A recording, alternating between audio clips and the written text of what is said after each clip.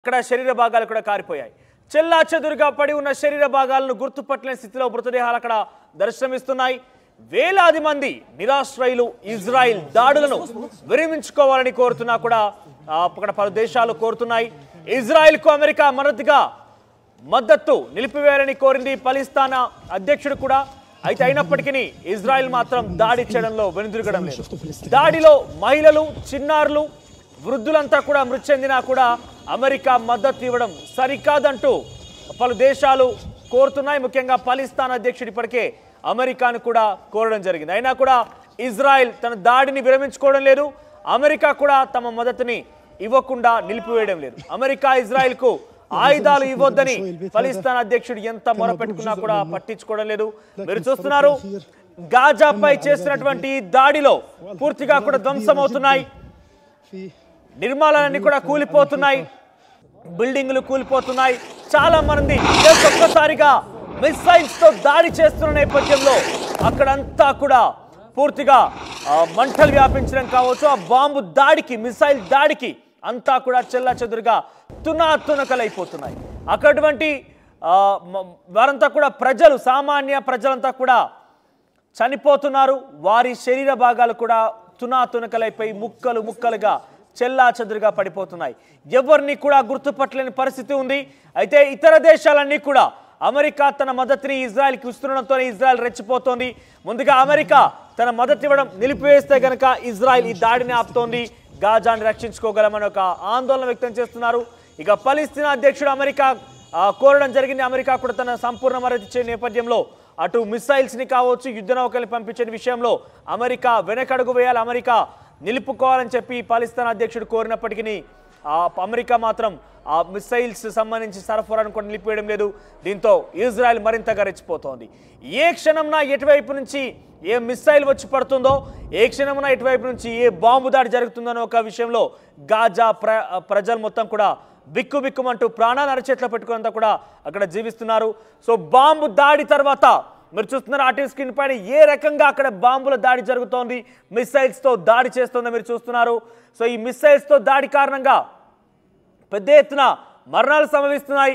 కొన్ని వేల మరణాలు సంభవించి ఉంటాయి. ఇప్పటివరకు అయితే చాలా మంది మృతదేహాలు అయితే అసలు గుర్తుపట్టలేని పరిస్థితుల్లో చెల్లాచెదురుగా తునాతునకలైపోయి ముక్కలు ముక్కలుగా పడి ఉన్నాయి. సో గాజాలో పరిస్థితి చూస్తే కనుక డెఫినెట్గా అమానుషంగా ఉంది, భయానకంగా ఉంది, బీభత్సంగా కూడా ఉందని చెప్పొచ్చు. సో గాజాలో జరిగేటువంటి దాడి, ఇజ్రాయెల్ చేస్తున్నటువంటి దాడికి సంపూర్ణ మద్దతు ఇస్తోంది అమెరికా.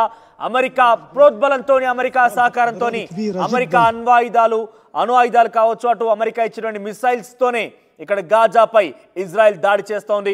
వెంటనే వాటిని విరమించుకోవాల్సిందిగా పాలస్తీనా అధ్యక్షుడు కోరినప్పటికీ ఇక్కడ వారంతా అమెరికా కూడా వాటి నుంచి ఆ సరఫరా నుంచి విశ్రమించడం లేదు. మీరు చూస్తే కనుక సహాయక చర్యల కోసం ఎన్ని అంబులెన్స్లు తీసుకొచ్చినా సరిపోవడం లేదు. శరీర భాగాలను ముఖ్యంగా గుర్తించలేకపోతున్నారు. సుమారుగా ఈ దాడి కొన్ని రోజులుగా మనం చూస్తూనే ఉన్నాం, బీభత్సమైన దాడి జరుగుతూనే ఉంది. కానీ ఎంత చెప్పినా కూడా ఇజ్రాయెల్ మాత్రం తన దాడిని ఆపడం లేదు. ఆ స్థాయిలో ఇంకా కూడా కొనసాగిస్తుంది. ఇంకా రెట్టింపుగా ఈ దాడి చేస్తున్న విషయంలో కూడా మనం చూస్తూనే ఉన్నాం. సో చాలా మంది మృతదేహాలను కూడా మీరు చూస్తే అక్కడ బ్లాంకెట్ల సహాయంతో ఇతరత్ర, అంటే ఇక్కడ స్ట్రెచర్స్ లేవిక ఒకేసారి 4-5 మృతదేహాలని అందులో వేసుకొని వారంతా కూడా క్యారీ చేస్తున్నారు. అంబులెన్స్ల సహాయంతో వారంతా కూడా కొంతమందిని రక్షించే ప్రయత్నం చేస్తే మరికొంతమందిని ఆ మృతదేహాలని ఆ శిథిలాల కింద నుంచి బయటికి తీస్తూనే ఉన్నారు. సో ఎప్పటికప్పుడు రక్షణ చర్యలు కొనసాగుతున్నప్పటికీ అక్కడ పూర్తిగా కూడా అదుపు తప్పిందని చెప్పొచ్చు. ఎంత రక్షణ చర్యలు చేపట్టినప్పటికీ, ఎంత అక్కడ సహాయక చర్యలు చేపట్టినప్పటికీ అదే స్థాయిలో మృతదేహాలు లభ్యమవుతున్నాయి. సో తిరిగి గాజా దాడి చేసేటువంటి పరిస్థితి లేదు. గాజా దగ్గర అంతటి స్థాయిలో అప్గ్రేడ్ టెక్నాలజీ లేదు. అయినప్పటికీ తమని తాము రక్షించుకునేందుకు ప్రజలు ప్రయత్నిస్తున్నప్పటికీ ఇజ్రాయెల్ దాడిలో అందరూ కూడా చనిపోతున్నారు, మృతి చెందుతున్నారు. ఏకంగా వారి శరీర భాగాలు తునాతునకలైపోయి ఎక్కడికక్కడ చెలాచెదురుగా పడి ఉన్నాయంటే అర్థం చేసుకోవచ్చు ఏ స్థాయిలో దాడి జరుగుతుంది అక్కడ అనేది. నిమిషానికి మిసైల్ చొప్పున రోజుకు వరుసల క్రమంలో కూడా మిసైల్స్తో దాడి చేస్తూ అక్కడ వారందరూ కూడా భయభ్రాంతులకు గురి చేయడమే కాకుండా వారందరూ కూడా మారణ హోమం సృష్టిస్తుందని చెప్పొచ్చు.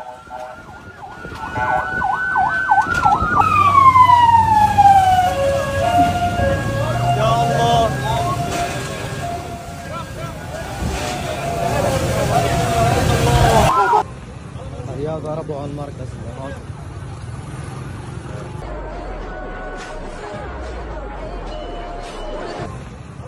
ضربوا على المركز.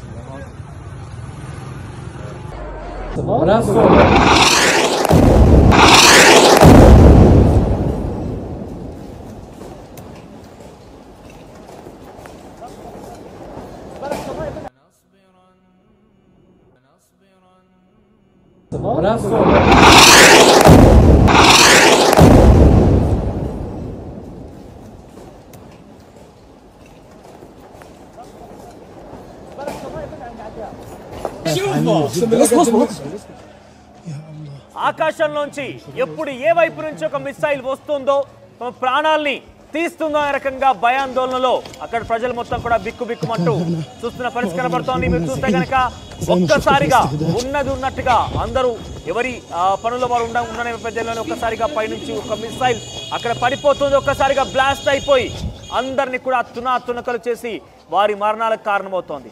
ఇజ్రాయెల్ దాడిలో ఒకవైపు ఇజ్రాయెల్ దాడి కక్ష పూర్తి దాడి ఒకవైపు అయితే అమెరికా కూడా ఇజ్రాయెల్కి పూర్తి సంపూర్ణ సహకారం ఇస్తూ వారి చేత ఈ దాడి చేసేందుకు అన్ని రకాల సదుపాయాల్ని సమకూర్చడంతో పాటుగా మిసైల్స్ని ఇతరత్ర అప్గ్రేడ్ టెక్నాలజీతో కూడినటువంటి అణుబాంబులని కావచ్చు ఇతరత్ర వాటిని కూడా సప్లై చేస్తూ ఇజ్రాయెల్కి మద్దతుగా నిలుస్తోంది.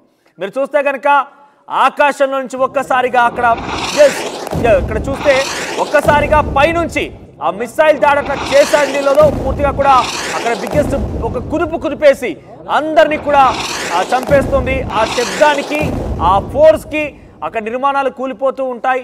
ఆ దాడిలో కొన్ని వేల మరణాలు సంభవించి ఉంటాయి. ఒక్క మిసైల్ అక్కడ పడిపోయిందంటే సుమారుగా 10-15 కిలోమీటర్ల వరకు కూడా ఈ ప్రభావం ఉండే అవకాశం ఉంటుంది. సో ఈ తరహాలో మిసైల్స్ దాడి జరుగుతోంది. ఇజ్రాయెల్ గాజాపై జరుపుతోంది. గాజాలో మొత్తం కూడా ఉక్కిరి బిక్కిరి అవుతున్నారు. ప్రజలంతా కూడా భయాందోళనతో మరణ హాహాకారంలో అందరూ కూడా వారందరూ ప్రాణాల చేతిలో పెట్టుకొని బిక్కుమంటూ బతుకుతున్నారు. సో ప్రభుత్వాలు ఏం చేయలేకపోతున్నాయి, ఈ దాడిని ఏ రకంగా కూడా అడ్డుకోలేకపోతున్నాయి. తిరిగి దాడి చేద్దామంటే వారి దగ్గర పూర్తి స్థాయిలో అంతటి పవర్ కానీ అంత టెక్నాలజీ కానీ లేదు. సో గాజాపై జరుగుతున్న దాడిలో ఇప్పటికే వేల మరణాలు సంభవించి ఉన్నాయి.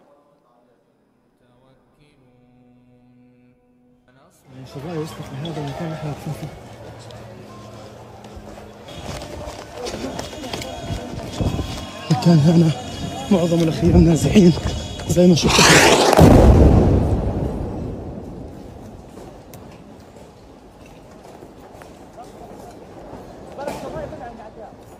شوفوا